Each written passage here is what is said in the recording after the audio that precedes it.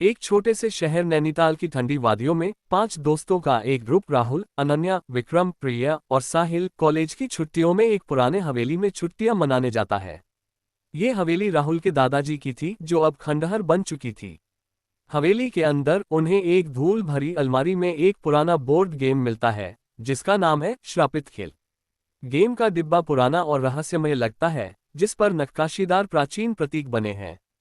बिना ज्यादा सोचे दोस्त उत्साह में आकर खेल शुरू कर देते हैं, लेकिन उन्हें क्या पता था कि यह गेम उनकी जिंदगी को हमेशा के लिए बदल देगा। पहला कार्ड, शुरुआत। खेल का नियम सरल था, हर खिलाड़ी बारी बारी से एक कार्ड उठाता और उसमें लिखा निर्देश पूरा करना होता।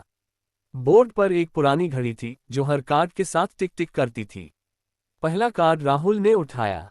कार्ड पर लिखा था, अंधेरा तुम्हारा पीछा करेगा। सब हंस पड़े इसे मजाक समझकर, लेकिन जैसे ही राहुल ने कार्ड रखा, हवेली की सारी बत्तियां बुझ गईं। बाहर तेज हवा चलने लगी और खिड़कियां खटखटाने लगीं। अनन्या ने डरते हुए कहा, ये तो सिर्फ संयोग है ना? लेकिन उसकी आवाज में डर साफ झलक रहा था। बिजली वापस आई, लेकिन कमरे में ठंडक और भारीपन छा गया। दूसरा कार्ड, वास्तविकता का खेल। अगली बारी अनन्या की थी। उसने कार्ड उठाया जिस पर लिखा था, तुम्हारा सबसे बड़ा डर तुम्हारे सामने आएगा। अनन्या को ऊंचाई से बहुत डर था।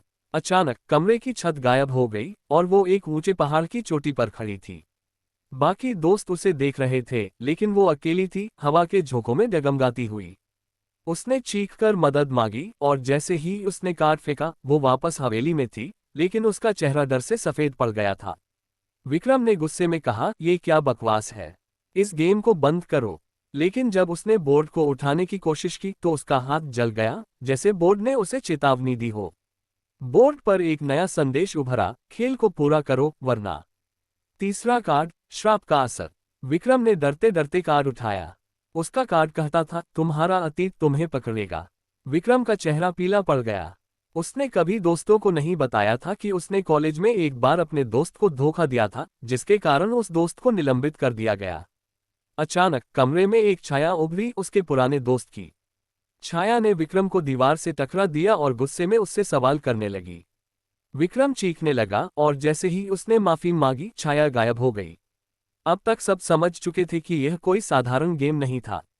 प्रिया ने रोते हुए कहा, हमें ये गेम खत्म करना होगा, नहीं तो ये हमें खत्म कर देगा। चौथा कार्ड, बलिदान। प्रिया की बारी थी। उसका कार्ड कहता था, किसी अपने को खो दो। प्रिया ने घबराते हुए कार्ड फेंक दिया, लेकिन तभी साहिल, जो उसका सबसे करीबी दोस्त था, चीखने लगा। उसका शरीर धीरे धीरे पारदर्शी होने लगा। सबने उसे बचाने की कोशिश की, लेकिन वो धुंध में गायब हो गया। प्रिया सदमे में थी और बोर्ड पर एक नया संदेश आया, बलिदान स्वीकार। राहुल चिल्लाया, ये क्या है?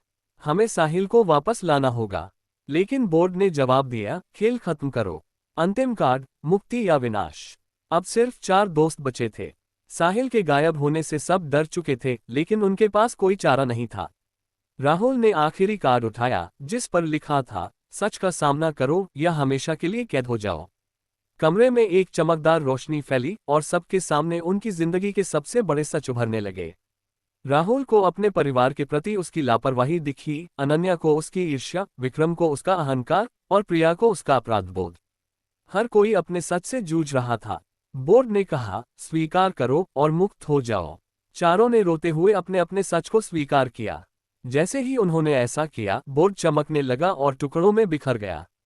साहिल वापस प्रकट हुआ, लेकिन वो अब पहले जैसा नहीं था, उसकी आंखों में एक खालीपन था। निष्कर्ष, दोस्त हवेली से बाहर निकले, लेकिन उनके दिलों में एक भारी बोझ था। उन्होंने उस गेम को नष्ट करने की कसम खाई, लेकिन जब वो हवेली में वापस गए तो बोर्ड गायब था। शहर में अफवाहें फैलने लगी कि श्रापित खेल हर कुछ सालों में किसी न किसी के पास पहुंच जाता है और जो इसे खेलता है वो कभी पहले जैसा नहीं रहता। क्या वो दोस्त फिर कभी सामान्य जिंदगी जी पाए, या वो खेल उनकी आत्मा का हिस्सा बन चुका था? कोई नहीं जानता, लेकिन एक बात पक्की थी, उस रात के बाद उन्होंने कभी कोई बोर्ड गेम नहीं खेला।